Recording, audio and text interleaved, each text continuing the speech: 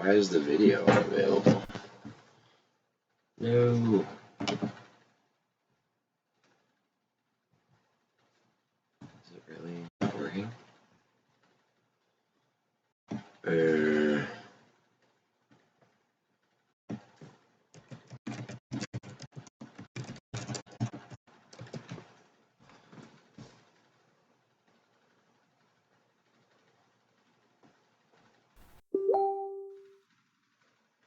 Okay, it's just not working on mine then. Alright. Odd. I'm gonna trust you, Steven. If I'm talking and you can't see me. Alright. Cool. What's up, Travis? Steven. Justin. Nice. Nice. What's up, guys? Good morning.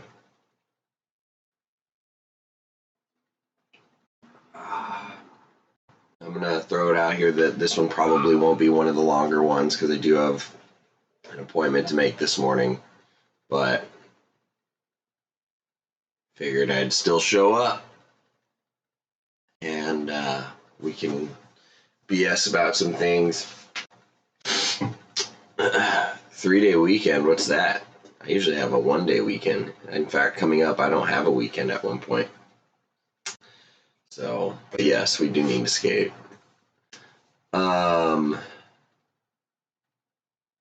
Yeah, I'm sure some of you saw that the children's python finally laid her eggs. So, that was a long wait. I didn't think she would go that long, but she held on to those eggs for 45 days.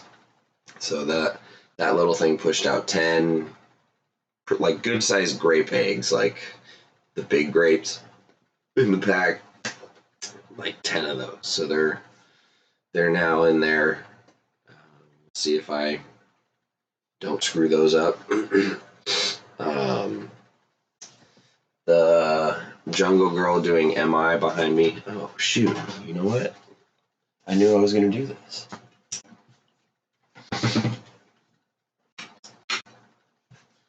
Yep. I did it. I did it, y'all. There we go. I knew I was going to forget that. The Jungle Girl behind me, she is on day 52. Sorry, forgot what I was talking about there, Travis. Yeah, so those could be hatching any day, essentially. Morning, Eric. Morning, Ryan. So hopefully within the next week or so, see little baby jungles popping out of there.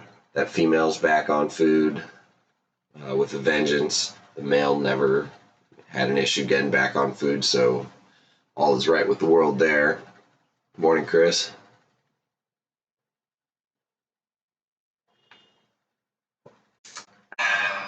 So, yeah, and then all of the Papuans have shed but one.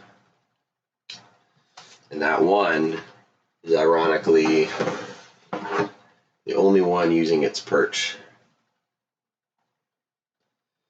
And just needs to shed any day now. All the others have shed, and all the others are under their paper hiding for the most part. So, I'll just get this out of the way too. I've had, and it'll probably happen to everybody at some point or another, what happens when you open up to show people your collection and keeping. Eventually somebody is going to have a negative reaction and then say something about it. I don't do YouTube a lot, but I have certainly done some videos and shown off, how I keep these animals here in the racks and tubs as well as the cages. I talked about how sometimes I'm, feeling using bedding and sometimes I'm using paper, and right now I'm using both for no particular reason. It's just, if it's working, great. What's up? Hey, good morning. And so with that being said, anytime you open up and show how you people recently criticized for not having these animals in really tall arboreal cages. And I've been thinking about it a lot, and there's a misconception of a couple things. First of all, I don't think people think of the word semi-arboreal correctly, because these guys do get classified as semi-arboreal pythons. It seems people skip those first four letters, semi. If you look up the definition, it just means they occasionally inhabit trees or can be found in trees. You can effectively both ways. If an animal is breeding and producing viable offspring, that's usually considered a sign of an animal thriving. The general consensus is an animal isn't going to breed if it doesn't feel like it has all the essential resources it needs to survive well.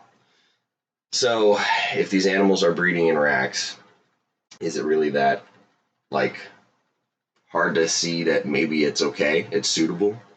And it still happens today. People are still coming into the hobby and still learning and still finding these sections of things and figuring it out. And I have had a few people politely ask me about it, and I've given them the benefit of the doubt. They were genuinely asking why I don't do that. They weren't poking the bear, so to speak, but there are a few people that just getting the reaction. I just think about that a lot. And then recently a photo came up on, I think it was Morelia Pick of the Week over on Facebook, and it was a photo of Python Pete's, one of his walls in his collection, and he had these really beautiful arboreal cages with perches, and the bottom of each one had a pull-out drawer. What you notice is that the heat was coming from above. So if you provide heat up there, and there's no belly heat, and in fact you've got a bedded tub, an animal, of course, is going to be preferring where the heat is and climb and look more arboreal. So when you're setting these animals up, if you're gonna so there are ways to keep them effectively that are totally different from one another. So that's just my little rant on that, because I'm sick of people trying to just be negative about my style of keeping. The other point about that is, these are my animals in my place, not your animals in your place. So zip it. I don't want to hear it. I'm not coming to you and telling you that stuff, so don't do it to others. It's not nice. Be nice. Drink coffee, because it helps. What's up, Robert Cormany?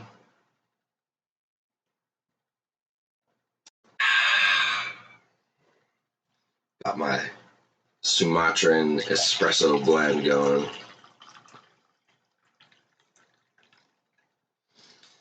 So that was my rant on the semi-arboreal definition and people being annoying. You tend not to open up about my caging for that reason. Yeah, for sure. Another thought is if you're keeping one snake, go big. Why not? Go arboreal, all that stuff. Most breeders, especially ones that do it for a living, they have to have certain levels of production in order for it to be sustainable. They have to be efficient with everything they do: time, money, resources, space, everything. So caging is not always the most efficient option. So a lot of these breeders that are producing the animals that you love and you've bought and are setting up at beautiful arboreal cages, they do this too. So if you're going out there trashing racks, but you've bought a snake from a breeder who does it in decent quantity, just saying. Morning, Terry. So obviously I have cages behind me and I have racks to the side of me. So why don't I just pick one? Well, it's more efficient. And actually the tubs do really well, especially for these baby Papuans. They really like humidity. There's limited ventilation in them. There's plenty of airflow. I have air holes soldered in there, and there's enough of a little gap. They get plenty of air, and it actually does a good job of holding humidity in there. And while they're that small, I can actually effectively give them arboreal space, like I showed you earlier. So it's really basic, it's really sterile, nothing crazy, paper, disposable water cup in there, and some like garden meshing stuff. And this little guy's using it. I find as they get older, they use that stuff less and less. I do have some of the surface area. It wouldn't really necessarily be super high off the ground, but anything like that is kind of worth trying, in my opinion. I've tried giving every animal in this sack natural like branches and logs, as well as like perching and things, and they don't use them. The one thing that I will say is I will see a few of them on top of their hide boxes quite often, and so that platform sort of shelf style thing I think is a great idea for them. So if you really want to scratch that semi-arboreal itch, go that route. That person and their ball python don't know a damn thing about Morelia. Yeah, that's the other thing. The ball python world is a good thing for the hobby, and they're finally starting to grow enough where people are spilling out into Morelia, and I think it's great to see that growth. But when you work with various quantities of just one species, it doesn't exactly prepare you for the variation in others. So, just be open-minded and not criticize people before you know much.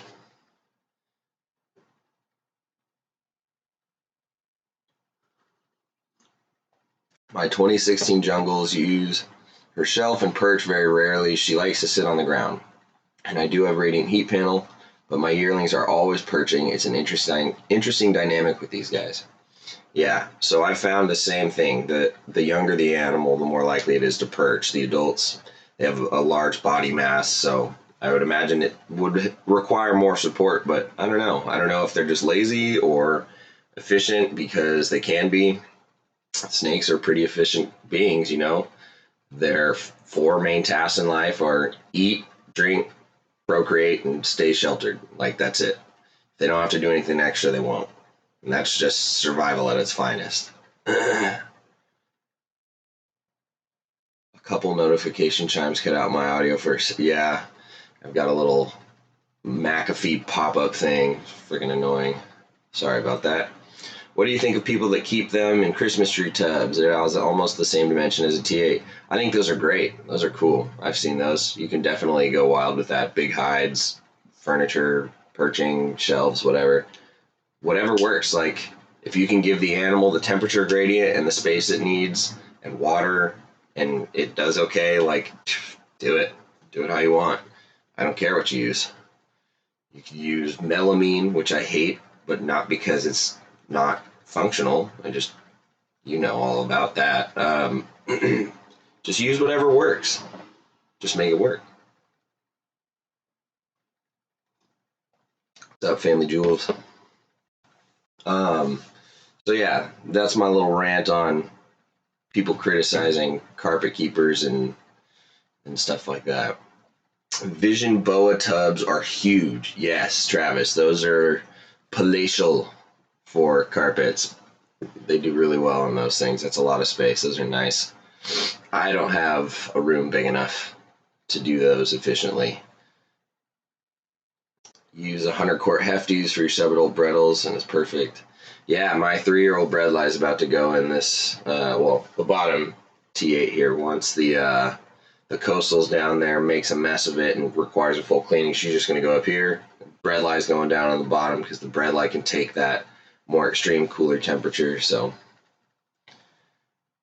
I think I missed you. Well, you're here now, Carly.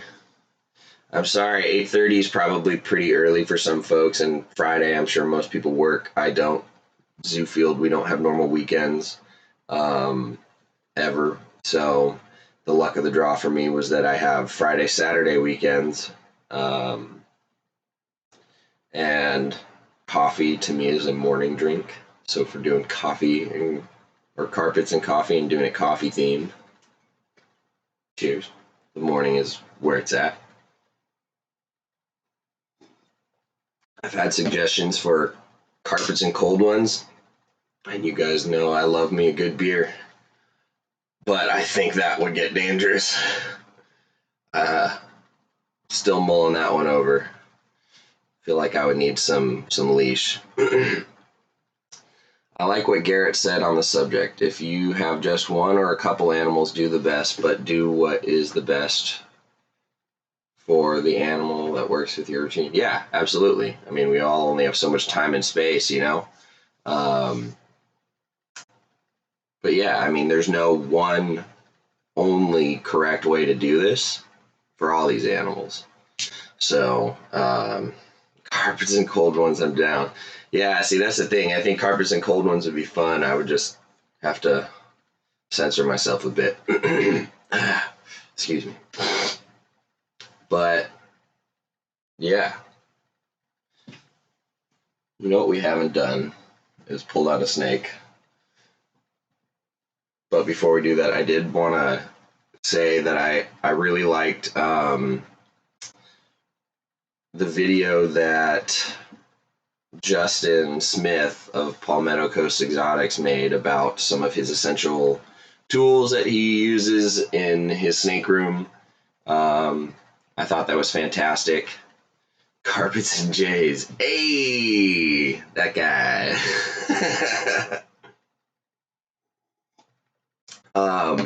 And I've often thought about doing a similar video, but since he did it, I'll just, share my 2 cents here so that somebody can catch up later. But I use a lot of tools, and probably more than people. Can we see one of my adult bred lines? Okay, yeah, I can talk and do tools at the same time, probably. Don't bite me on the stream again, please. I'm sure some of you saw that. As for tools, here's one of my favorites. Nice, it's probably a 30-inch hook. It was made by Todd Dyer. He made it custom for me. This is all like lightweight stainless, I think. And he polished and made this all himself. Like, this thing is my favorite. Not too short, but not too long. Not too massive and obnoxious of a hook, but the right size for Morelia. And it's lightweight and really strong. And I use it with my bredli because at this size and with her feeding response, she's no joke. She's no fun to have accidents with anymore. She got me on one of the streams a while back. So this is a 3-year-old Lazic line bredli. And she's recently shed, I would say. The venomous video was really good too. Yes, Ryan, I agree. I respect all of those points. I'm a huge fan of not cutting any corners and being chauvinist or like a showman with venomous. It's all business. So, but yes, I digress. Where was I going? Oh yeah, tools. So hooks. I like using hooks just so I don't have hungry carpets grabbing my hands all the time. It helps with moving some of the really defensive and aggressive ones. I have a little tiny one here. There we are. This is a Midwest Tongs. I don't even know the name of the model, but you can go on there, tongs.com, and get one of these. Really sturdy, lightweight, good for smaller animals. Yeah. And then when I'm feeding animals this size, some probably would say it's a little over the top, and it might be. Maybe I need shorter ones, but I use these bad boys for feeding. Most people think of these as like snake movers. I do not use these for moving snakes. This could hurt them. I'm just not a fan of that, but it's really good for holding large rats securely and keeping my fingers well out of the way of accidental bite range.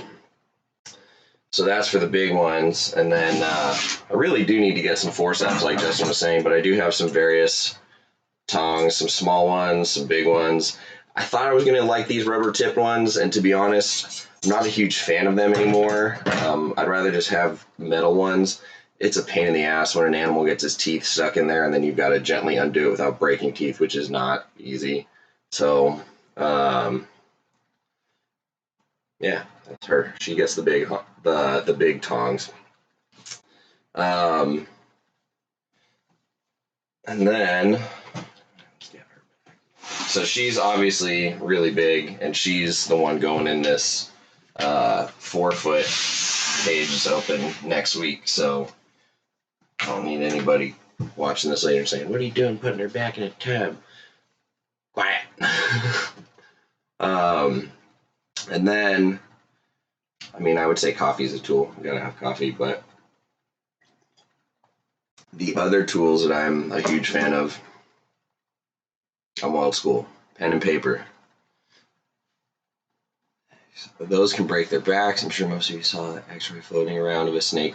Yeah, oftentimes you'll see police officers posing in photos like they've just removed a bunch of venomous snakes and they're whole like broken neck holding in those things. So yeah, they're terrible. They do make the flat ones, the gentle ones, and Dan Maleri endorses a product that has like rubber bands, so it's extra gentle but pretty firm. So wait till my breadlie is almost 8 feet. Yeah, I'm stoked. She's getting big. She's only 3. But I'm a huge fan of pen and paper. Everybody gets a note card. I used to keep track of a lot of different things, and now I just keep track of feeding and shedding. That's all I really need to know. I've got a rhythm with all these animals, so I know how often they should be going to the bathroom, and I know if an animal hasn't gone to the bathroom in a while, when to be alarmed, which hasn't happened. But everybody's got that. I use, tape and sticky notes I use the sticky notes particularly for the females so I can keep track of who's breeding and where they're at in their cycle and all that stuff. But yeah, so hats off to you, Justin, for doing that video. That was cool. I like that video. I like tools. The other thing people might think I'm ridiculous with is I use a headlamp, because some of the cages are deep. And if I'm in there at night, I don't like turning the lights on to the whole room because I've got some nocturnal animals in here. And it has a red light, so I can, be even more, I guess, sneaky. I don't know. Yeah, you're welcome, Justin. So yeah, that was it. That was all I was gonna go on for today. Like I said, I have an appointment I gotta go to later. Hoping next week the jungle babies will be in some stage of hatching. Clutch is at day 52, so it's pretty much any day now. We shall see. And that's probably it for the season, I think. I don't think anybody else is going unless I'm just oblivious, so which is possible. But again, that's it. Thanks for tuning in, chiming in, hanging out. Let me know if there's anything you want to talk about next week. Again, hopefully we'll have babies hatching next week. But yeah, don't forget, various carpet fests are coming up. Go to them. And if you don't have carpets, get you some. They're important. I'm not biased. All right. I guess that's all I'm going to rant about. Ramble on. All right, everyone. Take care. Peace.